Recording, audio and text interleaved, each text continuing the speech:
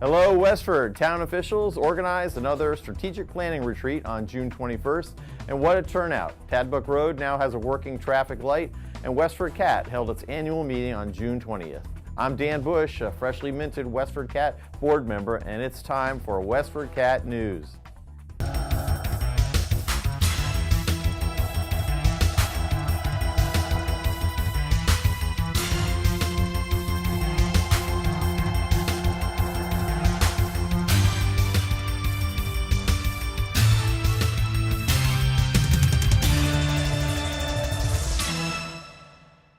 About 350 residents and officials attended the town's annual strategic planning retreat on June 21st under a tent at Kimball Farms.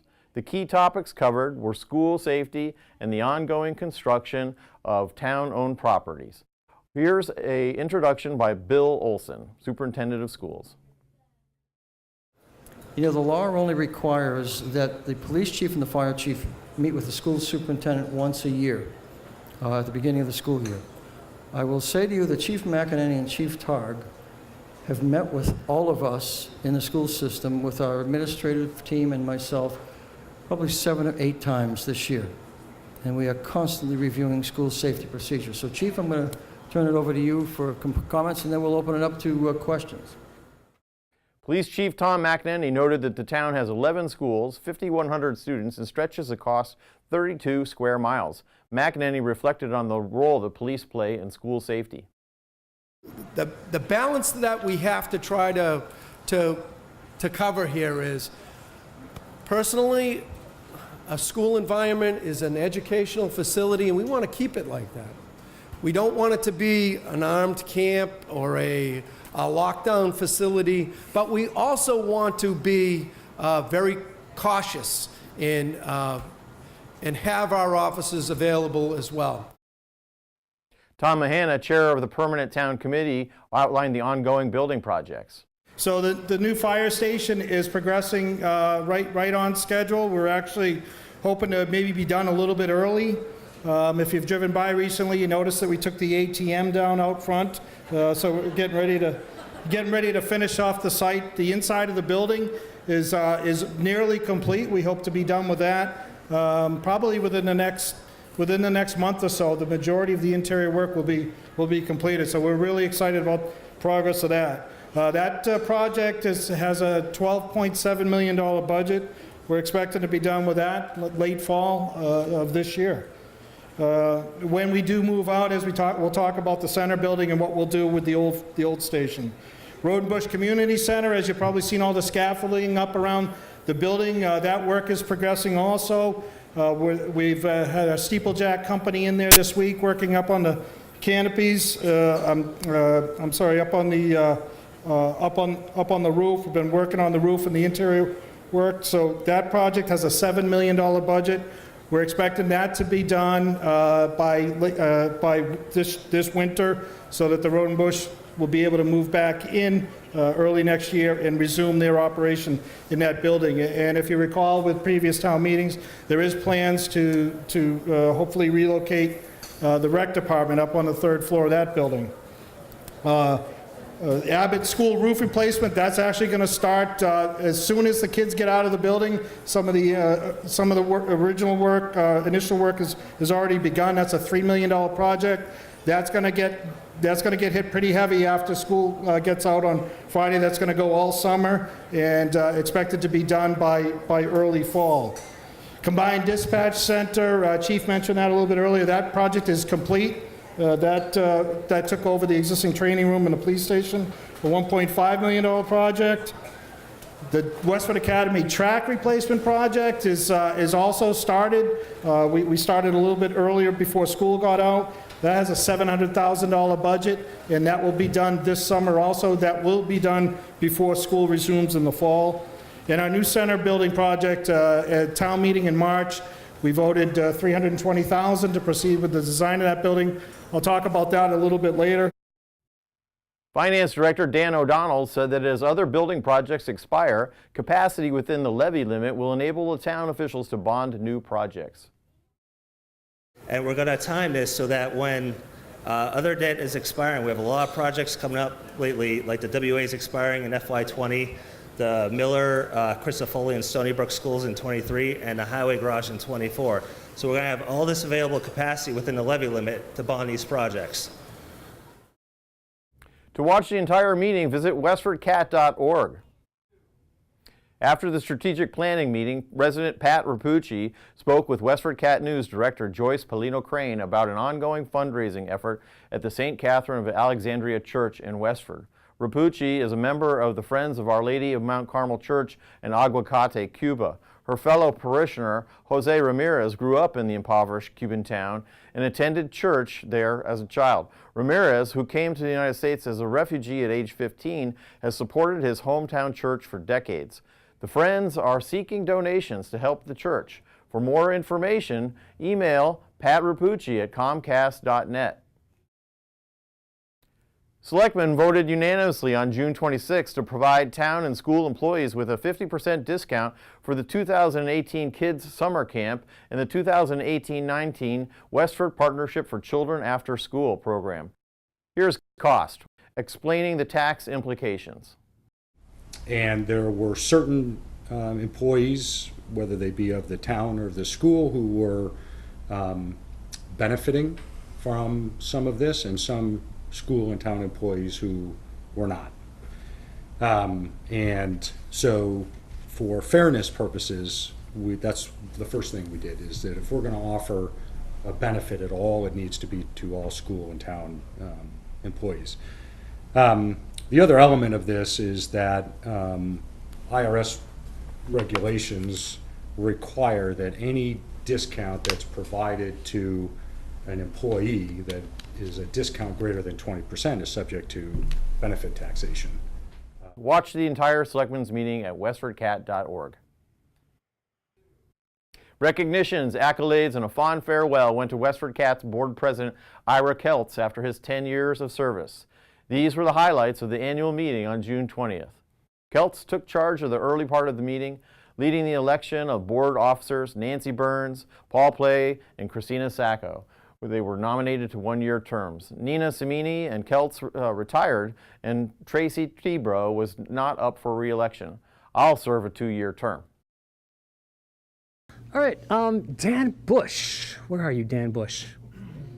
He's hiding in the back, cleaning up the pizza crumbs. So Dan is a brand new board member. He joined us just a month or two ago. And Dan comes from he's from Westford. He's been very involved in the community, in organizations such as, he's a founding member of the Westford Business Association, past president of the Habitat for Humanity in town, right? Making up lies? Okay.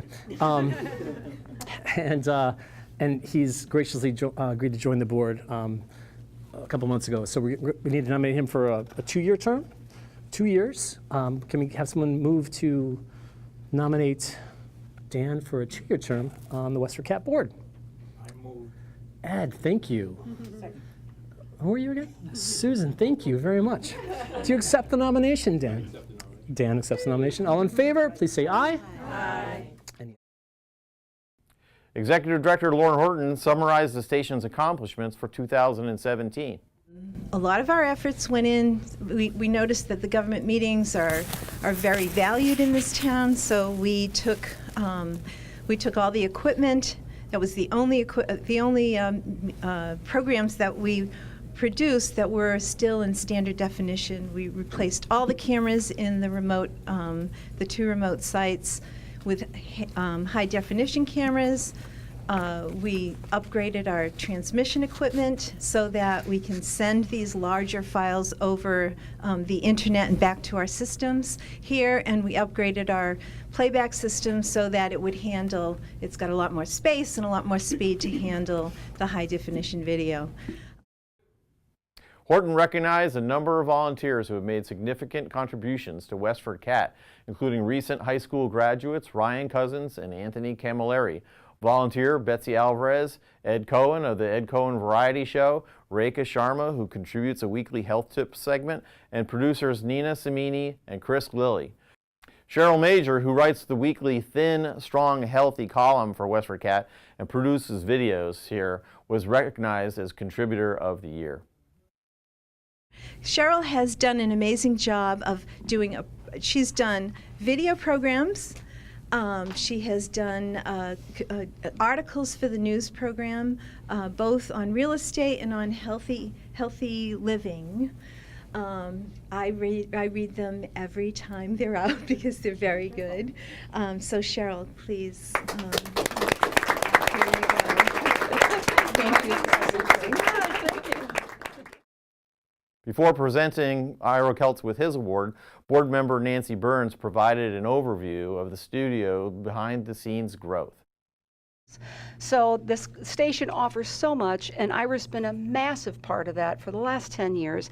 Didn't it start out at Neshoba Tech, and it's been growing and evolving? The studio's getting bigger. The readership, listenership, viewership has been skyrocketing. The level, breadth, depth, quality of the programming is outstanding. Ira, on behalf of the board, we would like to present you with a token. Should I be speaking? Present you with a token of our huge thanks for 10 years of service. There you go. Thank you so much. That was beautiful. You ought to join the board. You're really good spokesman. This is gorgeous. Thank you. Thank you. Thank you so much. Yeah, read the inscription. The meeting ended with a toast to Ira Keltz. I think back to when I first started here, and he's the reason I stayed. Because it was not easy at first, and he took over. He saw the vision, supported me, also watched the purse strings because I was busy watching the technology, and that's why we're so viable and so strong today. So I don't know what we're going to do without you, but congratulations on your new home and Cheers, moving everybody. to New Hampshire. And Thank you. Thank you.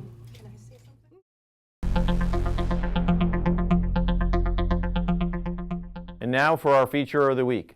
It was an act of domestic violence in February 2010 that led Jody Marchand of Westford to start a foundation in her daughter's memory.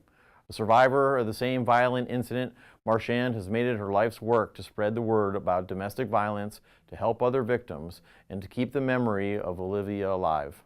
On July 15th, Marchand will be out front of a group of runners competing in the 5K road race at the Ride for Live, Run for Live at the 4-H Fairgrounds. The outdoor event is meant to be a day of joy for the community. To register for the 5K run or walk, the 23-mile bike ride, or the 6-mile bike ride, visit bikereg.com. Everyone who comes is invited to stay for a barbecue lunch and an ice cream. The newly installed traffic light is now functioning at Tadmuck and Littleton Roads. After 7 months of construction, the intersection is wider and safer with a signal light to direct traffic. Still left for the $2.84 million project is prep work during the week of July 9th and the final paving for the week of July 16th. According to town engineer Paul Sterrett, approximately 5,500 vehicles pass through the intersection every day.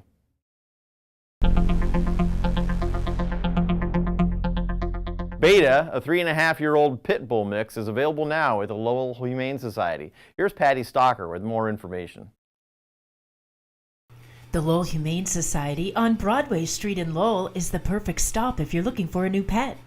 I popped in recently where marketing and fundraising manager Crystal Arnott introduced me to this 3.5-year-old pit bull mix. This is Beta. Beta is a 3.5-year-old pit bull mix. Come here, Beta. Who is extremely sweet.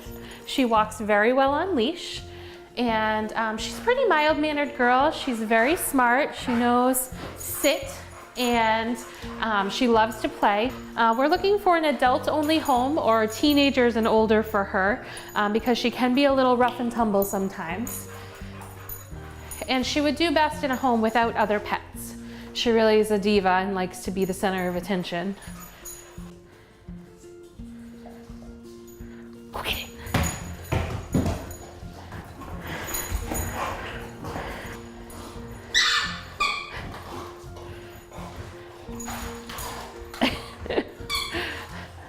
If you'd like to learn more about Beta or any of the other pets looking for a new home at the Lowell Humane Society, or if you'd like to volunteer, donate, foster a pet, or fill their wish list, visit their website at lowellhumanesociety.org.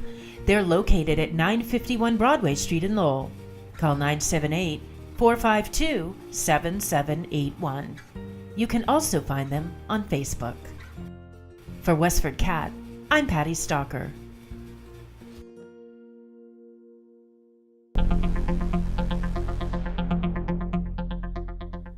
Rekha Sharma is here to tell you about the benefits of the herb guduchi.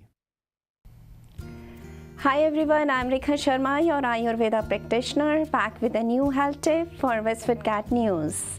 Today I'm going to talk about guduchi. Guduchi is also called Tinospora corifolia. It is one of the potent herbs in Ayurveda known as nectar of life. Guduchi is used in several health conditions as it helps to improve and remove the toxins of the body from the deeper levels and helps to rejuvenate from the diseases. Guduchi detoxifies the system by improving liver, spleen, and heart health. It is an excellent natural immunity booster, improves serotonin levels of the body. It reduces inflammation of the joints and muscles. So add some guduchi in your diet to get the benefits. If you have any allergies, please contact your PCP before consuming. I'll be back with a new health tip. Bye for now. Sounds like the weather is bringing us a couple of beach days this weekend. Let's see what weather.com is predicting.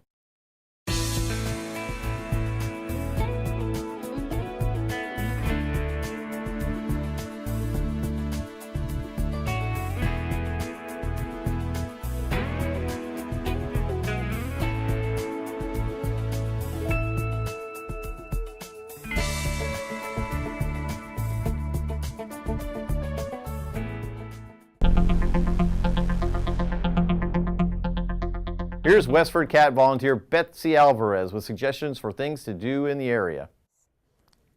Thanks, Dan. The J.V. Fletcher Library is holding an adult book discussion on July 12 at 7:30 p.m. Sacco and Vanzetti by Bruce Watson will be discussed. Copies are available for checkout at the main desk. New members are welcome and no registration is required. For more information, call 978-692-5555. To see the reading list for the 2018, visit westfordlibrary.org. The rock band Big Head Todd and the Monsters is playing on July 13 at 7:30 p.m. at Boarding House Park as part of the Lowell Music Series this summer. Bring a picnic dinner and lawn chairs and enjoy the night under the stars. Tickets in advance are $37 per person and $40 on the day of the concert. A premium ticket will cost you $137. To purchase tickets, visit lowellsummermusic.org. The Neshoba Valley Concert Band will play on Sunday, July 15 from 4 to 6 p.m. on the Westford Town Common. This is the first in a series of summer musical performances sponsored by the town's recreation department. Visit westfordrec.org for more information. The event is free of charge. And just a few July 4th highlights. While Westford doesn't have fireworks, many nearby communities do, including Lowell, Ayer, Harvard, and of course Boston, on the Esplanade. Chelmsford 4th of July celebration begins on July 3rd at 5 p.m. with the country fair on the town common. Festivities continue the next day with the John Carson Road Race just before the parade kicks off at 9:30 a.m. Stay around afterwards for the continuing country fair and the art show inside the Chelmsford Center for the Arts.